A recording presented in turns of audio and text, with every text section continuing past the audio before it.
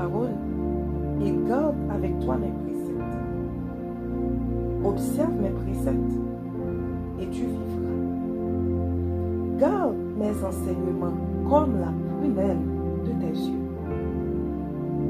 Lis-les sur tes doigts. Écris-les sur la table de ton cœur. Dis à la sagesse, tu es ma sœur, et appelle l'intelligence ton ami, pour qu'elle te préserve de la femme étrangère, de l'étrangère qui emploie des paroles doucereuses. J'étais à la fenêtre de ma maison et je regardais à travers mon treillis. J'aperçus parmi les stupides, je remarquai parmi les jeunes gens un garçon dépourvu de sens. Il passait dans la rue près de l'angle où se tenait une de ses étrangères et il se dirigeait lentement du côté de sa demeure. C'était au crépuscule, pendant la soirée, au milieu de la nuit et de l'obscurité. Et voici, il fut abordé par une femme, ayant la mise d'une prostituée et la ruse dans le cœur. Elle était bruyante et rétive. Ses pieds ne restaient point dans sa maison, tantôt dans la rue, tantôt sur les places, et près de tous les angles. Elle était au hague.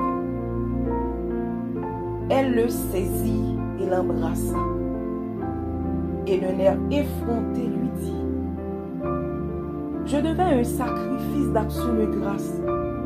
Aujourd'hui, j'ai accompli mes vœux. C'est pourquoi je suis sorti au-devant de toi pour te chercher, et je t'ai trouvé. J'ai orné mon lit de couverture, de tapis de fil d'Égypte. J'ai parfumé ma couche de myrrhe, d'aloès et de cinnamon. Viens, livrons-nous d'amour jusqu'au matin. Livrons-nous joyeusement à la volupté. Car mon mari n'est pas à la maison. Il est parti pour un voyage lointain. Il a pris avec lui le sac de l'argent.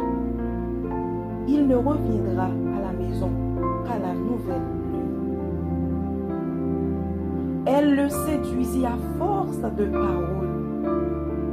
Elle l'entraîna par ses lèvres doucereuses. Il se mit tout à coup à la suivre, comme le bœuf qui va à la boucherie, comme un fou qu'on lie pour le châtier, jusqu'à ce qu'une flèche lui perce le foie, comme l'oiseau qui se précipite dans le filet, sans savoir que c'est au prix de sa vie.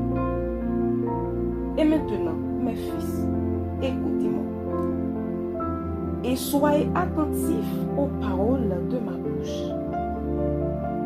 Que ton cœur ne se détourne pas vers les voies d'une telle femme.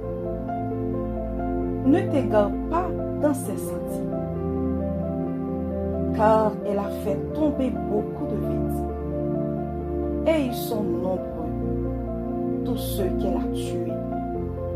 Sa maison, c'est le chemin du séjour des morts. Il descend vers les demeures.